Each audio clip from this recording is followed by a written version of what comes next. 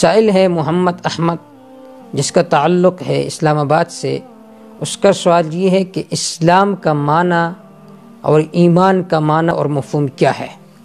اس کا جواب یہ ہے کہ دیکھیے، ایک ہے اسلام کا لغوی معنی۔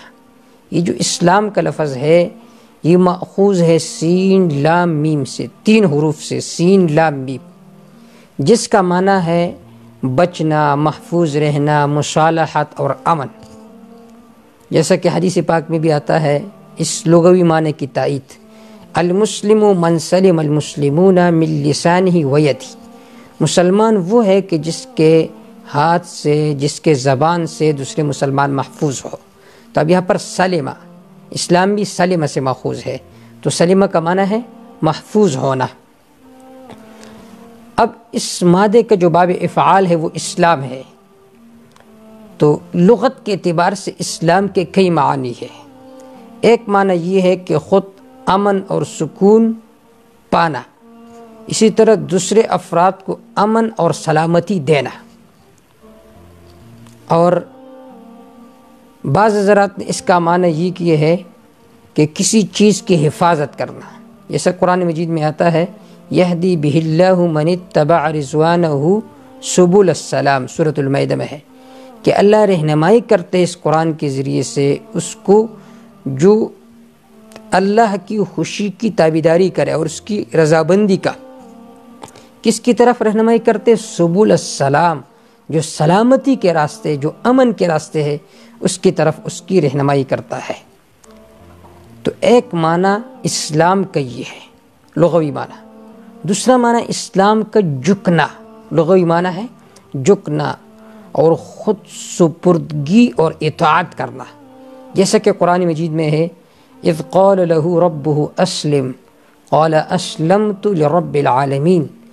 جب اس کو اس کے رب نے کہا جھک جا، تابع ہو جا، تو قال اسلمت لرب العالمین، ابراہیم علیہ السلام نے فرمایا میں جھک گیا اس ذات کے لیے جو تمام مخلوق کا پالنے والا ہے۔ تو اب یہاں پر اسلام کا معنی ہے جھکنا، اسی طرح اطاعت کرنا۔ یہ تو اسلام کا لغوی معنی ہوا۔ اب اسلام اور ایمان میں فرق کیا ہے؟ تو مختصراً یہ سمجھیے کہ جب یہ اسلام اور ایمان، جب یہ الفاظ الگ الگ ذکر ہو تو پھر اس کا ایک مطلب ہے، مراد یہ ہے کہ پورا دین اسلام۔ جب ایمان اور اسلام الگ الگ ذکر ہو تو پھر اس کا مفہوم ایک ہوتا ہے، مراد اس سے پورا دین اسلام ہوتا ہے۔ اور اگر یہ دونوں جملے ایک ہی کلمہ میں ہے تو اس صورت میں اسلام سے ظاہری اعمال مراد ہوتے ہیں، جن کے ساتھ جو ظاہری اعضاء ہے اس کا تعلق ہوتا ہے، اور جو ایمان ہے اس سے مراد وہ چیزیں مراد ہوتی جس کا تعلق قلب سے ہے، جس کا تعلق دل سے ہے۔ اس وجہ سے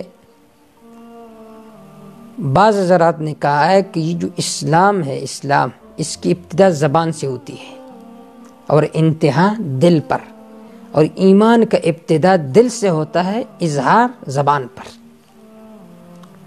تو ایمان اور اسلام جب یہ الگ الگ ذکر ہو تو اس کا مفہوم ایک ہے، پورا دین اسلام مراد ہوتے ہیں، لیکن جب یہ ایک کلمہ میں ذکر ہو تو سیاق و سباق کے اعتبار سے اس میں فرق ہوگا۔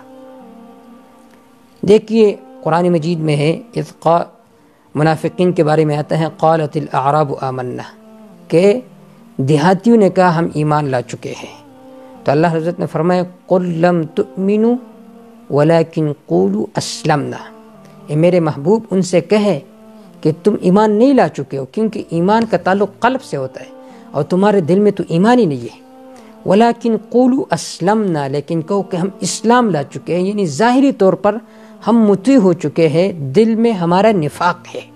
تو اب یہاں پر یہ دونوں الفاظ ایک جملے میں ہیں تو دونوں کا معنی الگ الگ ہے۔